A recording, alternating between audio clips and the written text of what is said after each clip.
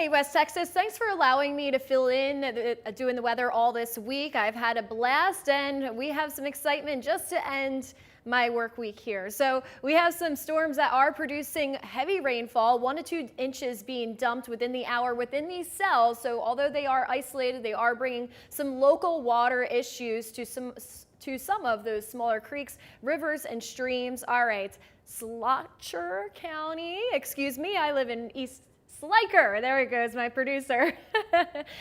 They have some water issues right now. A flood advisory until 9:15 tonight. Hey, I apologize getting these counties right. It's my first week here. But they have some water issues due to all that heavy rain that has been falling down. Also, on top of that, we went over this at the beginning of the show, Coke, Nolan, and Taylor County, those ones I can pronounce, they also have some water issues. Same reason, a lot of rain being dumped in a short period of time. So those creeks, rivers, streams, especially the smaller ones, can't keep up with all that rainfall. So a flood advisory just means, hey, be aware that flooding could occur. It doesn't mean that flooding is necessarily occurring, but it could happen. That would be a flood warning if we did have some flooding happening right now, which we don't have.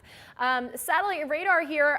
Okay, I have been showing this pattern over the past 3 days. We have an upper level low, it's cut off, and these systems are very hard to get out of the region. They're cut off from the typical weather pattern, so it's not scooting out of here fast. It's actually staying in place, and that just recycles all this moisture back into our region. This is the mid-level winds, and you can see why those storms get pulled back into our area. Let's look at it a little bit wider here. You can really see how this has an influence on our region, picking up that Gulf moisture, dumping it back into our area. So most of the rain chances are out to the east. We have a little bit of drier air that's also skirting in here thanks to that low. So that's a positive of that low hanging out in our area.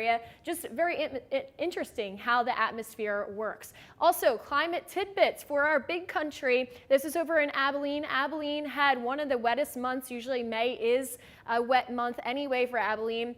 8.20 inches of rain. Yeah, so it's about 4.5 inches above average for this past month. Year-to-date average already for Abilene is about 16 inches. Normally this time of the year we have, or year in total I should say, we have 24 inches, so we're running close. But this isn't a record. In May 1957 we had 13 inches of rain in May. Live view on our camera over in San Angelo, temperatures currently in the lower 70s in some of those rain-cooled areas, and then we actually have some mid-80s as you head up to the north there, and some mid-70s too. So a wide range of temperatures right now. As we go into tonight, we'll fall into those lower 60s once again. For Saturday and Sunday, we have those storm chances, although they are fairly isolated. Here's a look of your future radar. Yeah, we have more rain chances coming the way, mainly in the afternoon hours of Saturday and Sunday. Very isolated, similar to what we have for today. Sun and clouds in between those times. Here's your 7-day forecast. We'll catch you